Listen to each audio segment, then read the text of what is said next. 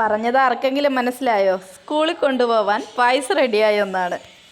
ഓണം ഫംഗ്ഷൻ്റെ ഭാഗമായിട്ട് ഇന്ന് എൻ്റെ മകൻ്റെ സ്കൂളിൽ ഞങ്ങൾ പായസം വെച്ച് കൊടുക്കുകയാണ്. അപ്പോൾ PTA അംഗങ്ങൾ ഓരോരുത്തരും ഓരോ കൂട്ടാനാണ് വെച്ച് കൊടുക്കുന്നത്. അപ്പം ഞങ്ങൾ പായസം വെച്ച് കൊടുക്കാമെന്ന് പറഞ്ഞു. 180 പേർക്കാണ് വെക്കുന്നത്. കണക്കൊന്നും അറിയില്ല, ഞങ്ങൾ കൂടുതൽ വെക്കാനാണ് ശ്രമിക്കുന്നത്. എങ്ങനെയെന്ന് നോക്കാം. പാൽപ്പായസമാണ് കേട്ടോ വയ്ക്കുന്നത്. ആദ്യം നമുക്കിതിനെ പൊട്ടിച്ചിടാം കേട്ടോ. അമ്മയും കൂടെ സഹായിക്കാനുണ്ട്. ഞാൻ ഇന്ന് അമ്മയുടെ വീട്ടിലാണ് വന്നിട്ടുള്ളത്. എന്തായാലും ഒറ്റയ്ക്കിത് ചെയ്യാൻ എന്നെ കൊണ്ട് സാധിക്കില്ല. പിന്നെ അമ്മയുടെ സഹായം കൂടെ വേണം. സമയം ഇപ്പോൾ 5 മണിയായി. ഇന്നലെ ഞാൻ അലാറം വെച്ച് കിടന്നു, എന്നാലും ഉറക്കം വന്നിട്ടില്ല. ഉറങ്ങിപ്പോകുമോ എണീക്കുമോ എന്നുള്ള ടെൻഷനായിരുന്നു കേട്ടോ.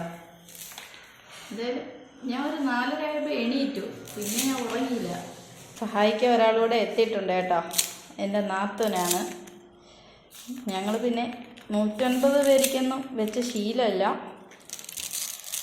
കുറച്ച് പേർക്കൊക്കെ വെച്ചിട്ടുണ്ട്, എന്നാലും ചെറിയൊരു ടെൻഷനുണ്ട്.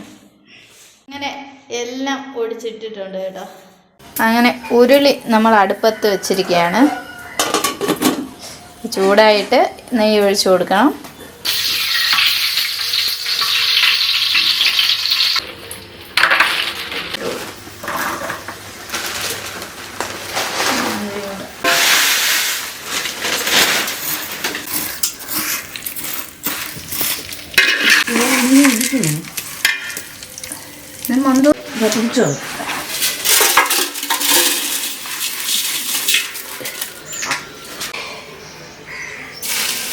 പാല് തിളപ്പിച്ച പാലാണ് കേട്ടോ. തിളപ്പിച്ച പാല് ഒഴിച്ചു കൊടുക്കുക.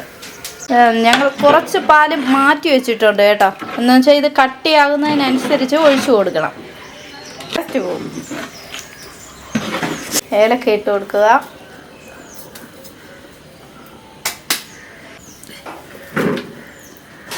ഇനി പഞ്ചസാര ഇടാം കേട്ടോ. മിൽക്ക് മെയ്ഡ് ഒഴിച്ചു കൊടുക്കുകയാണ്. ഇനി അടുത്ത ടിന്നിട് 2 ടിന്ന് മിൽക്ക് മെയ്ഡാണ് കേട്ടോ. ഇത് എത്ര ഗ്രാമിൻ്റെ? 380 ഗ്രാമിൻ്റെ 2 ടിന്ന് മിൽക്ക് മെയ്ഡാണ് ഇതിലോട്ട് ഒഴിച്ചു കൊടുക്കുന്നത്. നമ്മൾ 2 ടിന്ന് ഇതുപോലെ ഒഴിച്ചു കൊടുത്തു. അങ്ങനെ പായസം റെഡി ആയിട്ടുണ്ട്.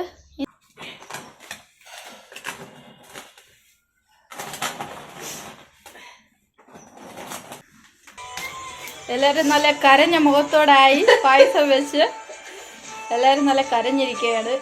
ഞാനും കരഞ്ഞു. പായസം വെച്ച് കരഞ്ഞിട്ടുണ്ട്. പായസം റെഡി ആയിട്ടുണ്ട്. നോക്കിക്കേ.